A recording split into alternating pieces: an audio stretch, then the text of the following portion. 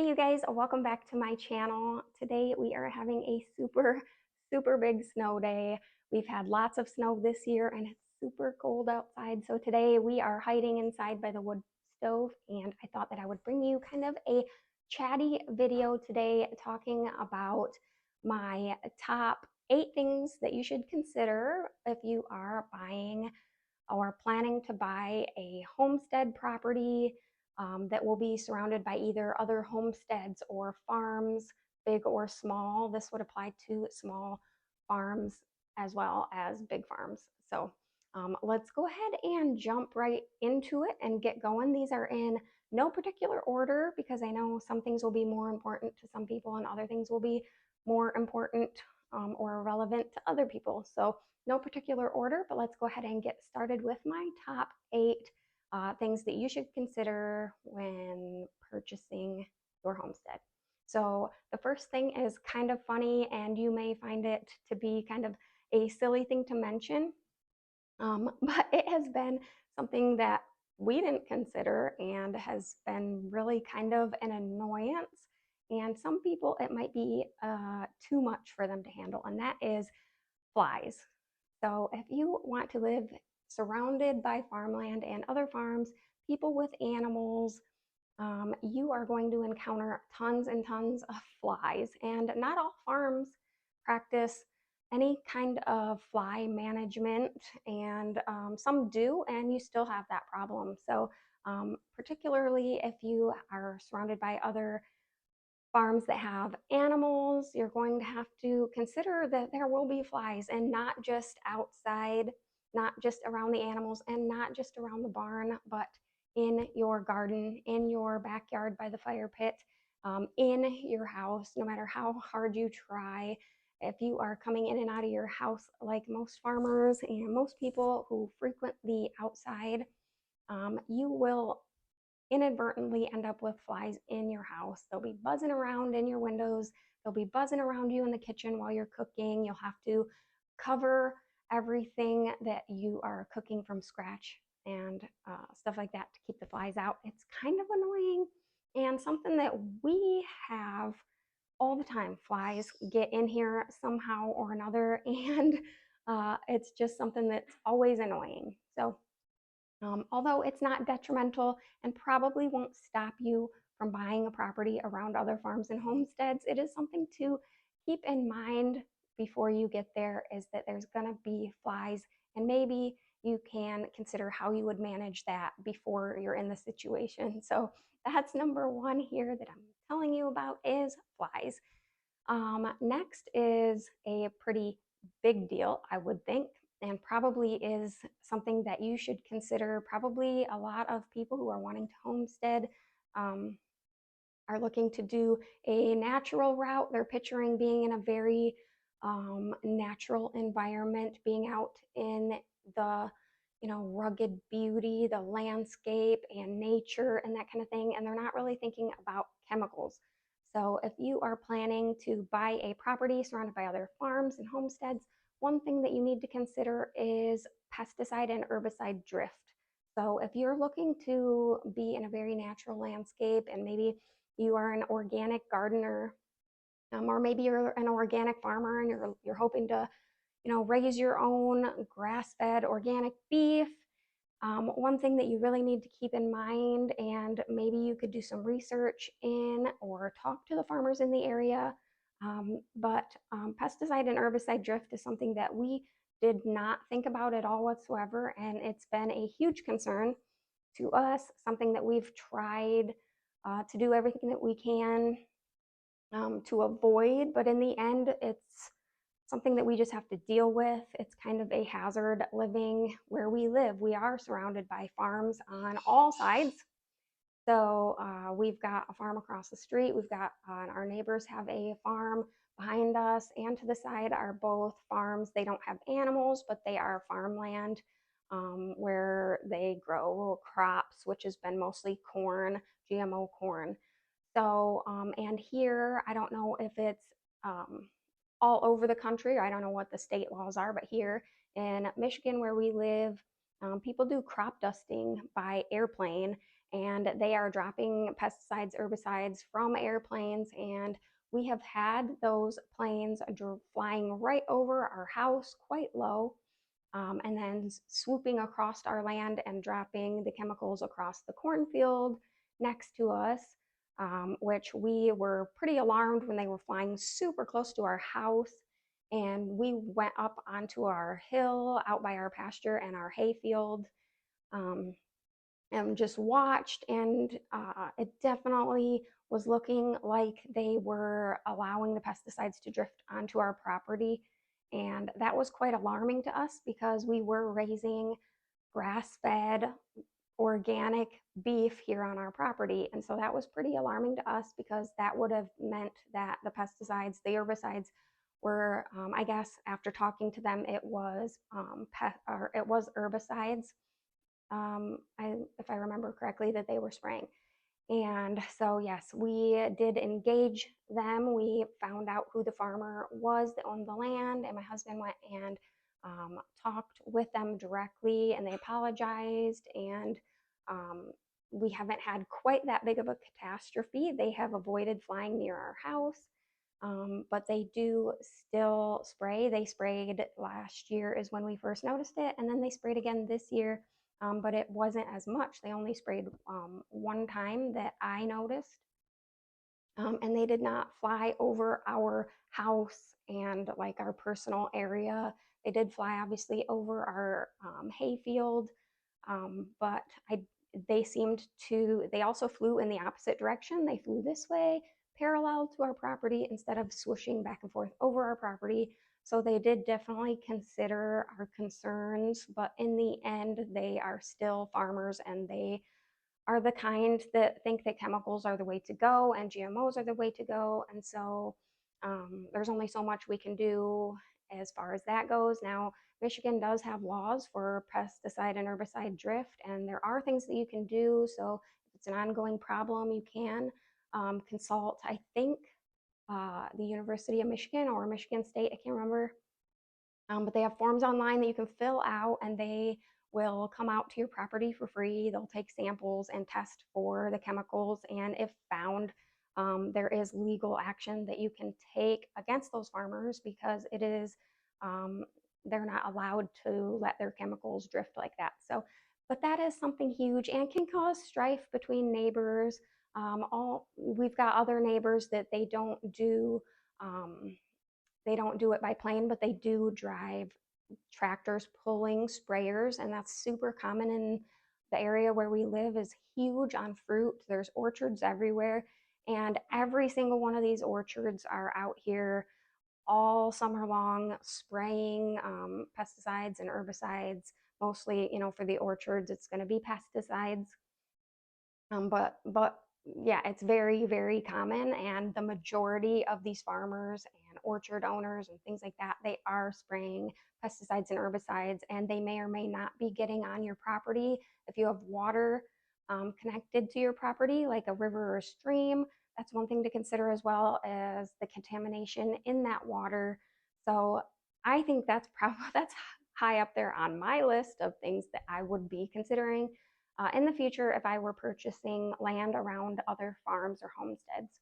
And now we'll move on to number 3, which kind of piggybacks off of that same concept, and that is knowing farmers who are using biosolids on their farms. So if you never heard of biosolids, farmers basically can get biosolids for free from like the cities and stuff that live near, or that are near them, that they live by. They can get biosolids for free from the cities where they have sewage treatment facilities. It's essentially treated sewage sludge from human waste and that kind of thing.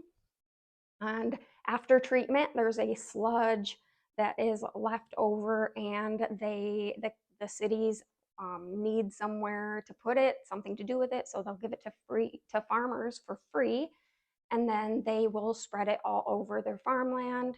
Um, as far as I know, it's somewhat rare. Not all farmers do it, but it is something that you should consider. And that is because when you are putting sewage sludge from city sewers, imagine what is in that. It isn't just, human waste or food scraps and things like that, but that is full of chemicals. It's full of, um, medications and things that people are consuming or even just flushing down their toilet.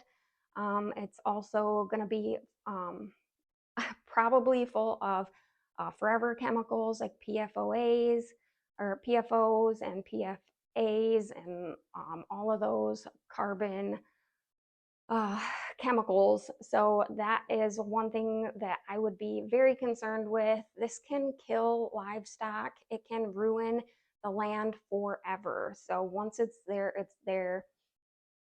And so you would really have, if PFAs are found on your property, if they're found in your livestock, you're not going to be able to sell that beef. You're not going to be able to sell that milk. So consider that a pretty important thing and high up on the list. So that is number 3.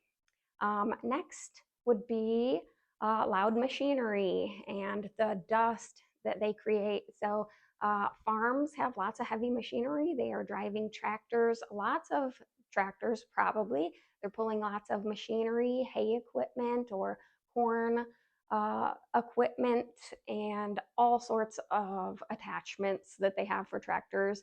So just consider that and know that farmers don't work 9 to 5, so they may be up very early and they may be out mowing hay after dark, and there is nothing you can do about it. It is their right. And so you may incur loud, dusty, irritating farm equipment at all hours of the day and evening, and that's just something that you would have to live with. So consider that. If you are not into hearing loud noise, if you are thinking it's going to be so peaceful and serene and quiet, and you're just going to walk out on your front porch and hear the birds singing every day because you live out in the country, think again, because farming areas have a lot going on. There's a lot of production, and it's probably going to be quite noisy at times. So that is something else to consider. And I think we are on number 5. So number 5 is going to be the animals. So not only do we have loud, heavy machinery, but we have loud animals. So that may sound kind of silly, and you may think like, oh, that kind of goes, without saying. Of course, there's going to be animals. But if you have never been around farm animals before, you may not really realize what kind of noises they make. So if you've never been around cattle before, just know that cows don't just say moo. They just don't. In fact, they almost seem to rarely ever just say moo. Okay. They make the most strange, loud, annoying noises most of the time. They make gurgly, weird throat noises. I mean, yes, they are noisy and very strange sounding most of the time. Not to mention people with goats. Goats are incessantly noisy most of the time. So there's lots of farm animals that make tons and tons of noise. People have roosters in the country too, so you'll probably hear roosters crowing, and you may not know that they crow all throughout the day, not just in the early morning hours. So expect to hear crows, roosters crowing at 4, 5 in the morning easily. If you are sleeping with your windows open, you'll probably hear it. So just know that animals are super loud. They are super smelly most of the time. And yes, and they tend to breed out in public where people can see them. So if that's something that you don't want to witness or you don't want your children to witness, it's probably not for you to live around a bunch of farms unless you can um, find a really big privacy fence. All right. So number 6, we are counting down really quickly here. So another thing to consider is that many farms, mostly homesteads, do their own butchering. So not all of them, and a lot of farms really don't. A lot of farms, it seems like they just send their animals to the butcher, especially if they're selling animals and they need USDA licensed places that are butchering the animal.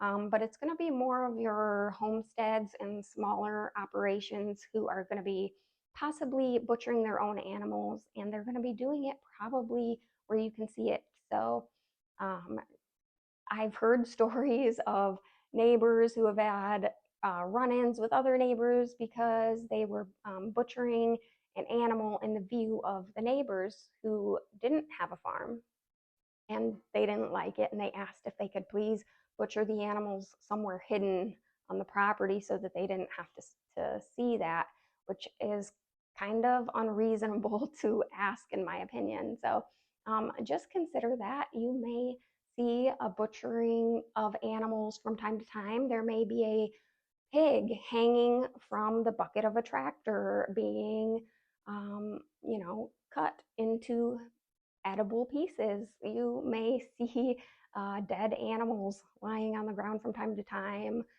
being cut up into pieces. You may see an assembly line of chickens being processed. And if you have never witnessed that, then it may be a huge shock to you. But of course, those farmers, those homesteaders, they have every right to do that wherever they want to on their property, and they may not have a lot of options on where they can do it on their property. They need a clean space, they need a well ventilated space, they need a, place for all of their equipment that they're using. Maybe they are doing a large animal and they need to be able to access the area with their tractor or things like that. So just to be considerate if you want to live near other farms and homesteads.